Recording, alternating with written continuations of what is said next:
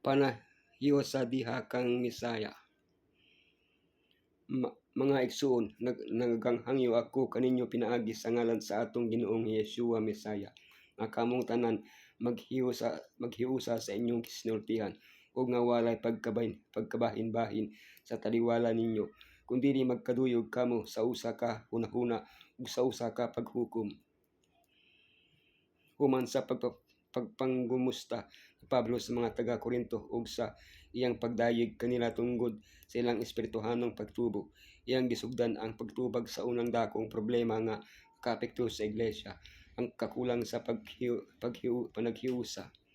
Sa tibuok mga sulat ni Pablo ngadto sa mga taga-Korinto ug sa uban pa niyang mga sulat, makita nato nga iyang gihatagan kita og mga giya kung unsaon pagsulbad ini nga problema nga mahimo usab mga makaapekto sa mga iglesia karon. Usa ka butang ang dayag sukad pa sa sinugdanan, ang panaghiusa sa iglesia dili makabot pinaagi lamang sa paningkamot sa tawo. Ang tinuod nga panaghiusa mahimo lamang kung ang atong pagtan-aw o pagtuo kasentro kang Yeshua Mesaya. Mga hinugdan sa pagkabahin-bahin og mga panaglalis. Unsaon pagpintinar sa panaghiusa diha kang Yeshua, kaalam og espirituhanong pagkahamtong, pag-alagad og pagpaubos, pagtawod sa mga leader. Mga problema nga hinungdan sa pagkabahin-bahin og mga panaglalis. Mga igsoon, naghangyo ako kaninyo pinaagi sa ngalan sa atong Ginoong Yeshua Mesaya, nga kamong tanan maghiusa sa inyong sinultihan, ug nga walay pagkabahin-bahin sa taliwala ninyo, kundi magkaduyog kamo sa ka hunahuna ug sa usa ka paghukom. Unsa ang mga pagkabahin-bahin nga mitumaw sa iglesia sa Korinto? Unsa ang mga daghang mga leader ang nakaagi sa Korinto ug ang matag magtutuo adunay paboritong magwawali, si Pablo, si Apolos, si Pedro, Cephas ug uban pa. Tungod niini nagsugod ang mga panaglaalis ug pagkabahin-bahin taliwala nila. Wala nila masabti nga ang tanan mga mag-aalagad nagwali sa usa lamang ka mensahe, ang ebanghelyo ni Mesaya. Inunuwa ilang gipunting ang ilang atensyon sa mga dili importante nga kalainan imbes nga sa panaghiusa diha kang Mesaya. Sa hinahinay naapektuhan ang tibuok kinabuhi sa iglesia. Ang kakulang sa panaghiusa nakadaot sa ilang pagsaulog sa panihapon sa Ginoo, ug miabot pa gani sila sa punto nga nagdinangay sa usa ngadto sa hukmanan. Giun sa pagpabilin ang panaghiusa sa iglesia. Panaghiusa sa diha ka Yeshua. Ang Elohim matihumanon siya mao ang nagtawag kaninyo ngadto sa pag-ambit uban sa iyang anak si Yeshua Mesaya nga atong Ginoo. Nabahin ba si Mesaya? Gilansang ba si Pablo sa krus alang kaninyo? O gibautismuhan ba kamo sa ngalan ni Pablo?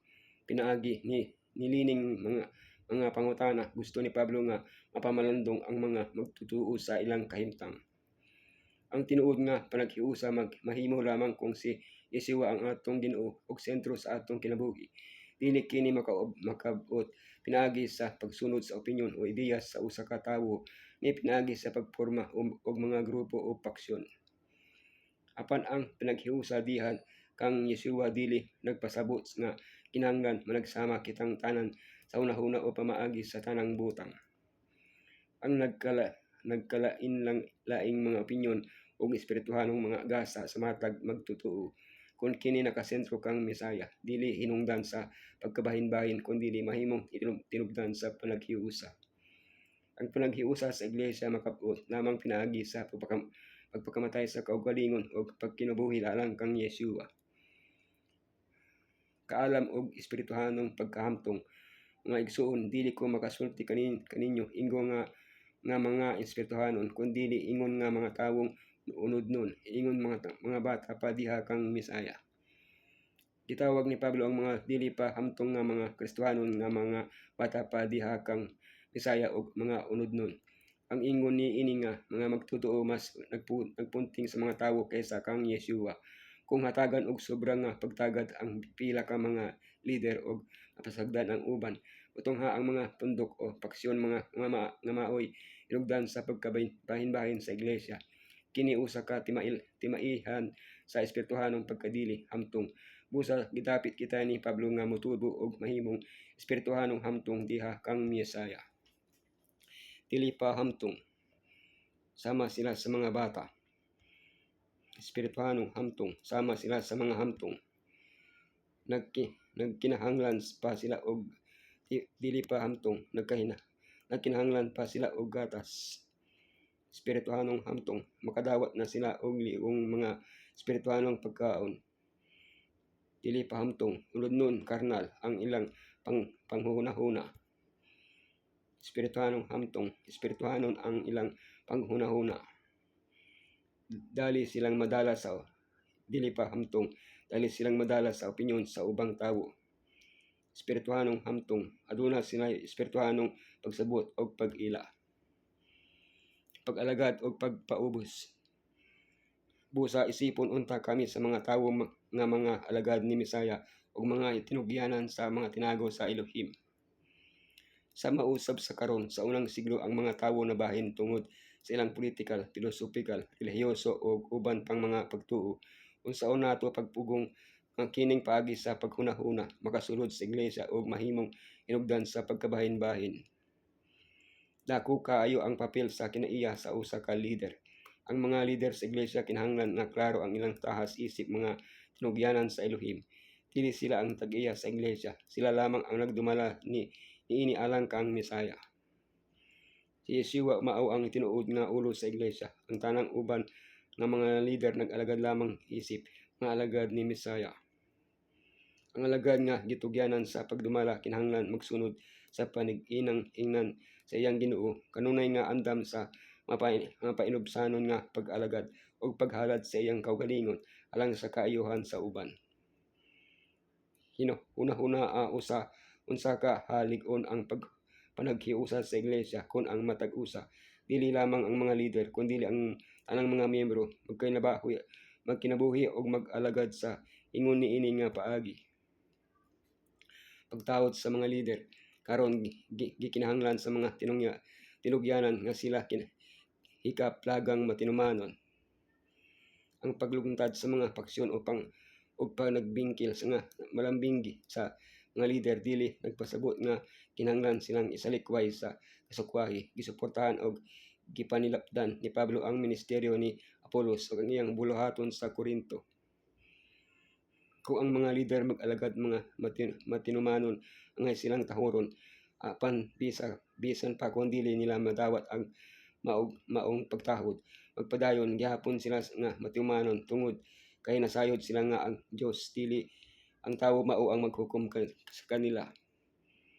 Ang mga Kristohanong leader nagsunod sa mga tunog ni Yeshua pinagi sa ilang pagkaandam sa pagantos alang sa ilang mga igsoon o kung ginikahanglan bisan sa paghalad sa isang kinabuhi alang sa ministeryo. Ang mga leader o mga miyembro sa iglesia wala gitawag aron mag-away o maglalis sa usag-usa kundi aron maghiusa pa sa pagdayeg kang Yeshua o sa pagwali sa mensahe sa krus. Walay laing makapahimpit sa tinuod nga panaghiusa sa iglesia gawas espiritu sa pagpailob nga sama kang Mesaya. Si Satanas makapugas og pagkabahin-bahin apan si Mesaya lamang ang makahimo sa paghiusa sa mga dili magkasinabtanay kung kamong tagsa ka mga mamumuo sa iglesia mahigugma sa Elohim labaw sa tanan og mahigugma sa inyong sigkatawo sama sa inyong kaugalingon dili na kinahanglan ang pinugos nga paningkamot aron maghiusa kay ang panaghiusa diha kang Mesaya matuangha sa kinainyahon. Ang mga dalunggan dili na maminaw sa mga sumbong ug walay usa nga mudawat og tutang sulti batok sa iyang isig katawo. Ang mga miyembro sa iglesia mag-amuma sa gugma og panaghiusa og mahimong sama sa usa kadakong pamilya unya atong madala ngadto sa kalibutan ang tin-aw nga pamatuod nga ang Elohim nagpadala sa iyang anak nga sa kalibutan.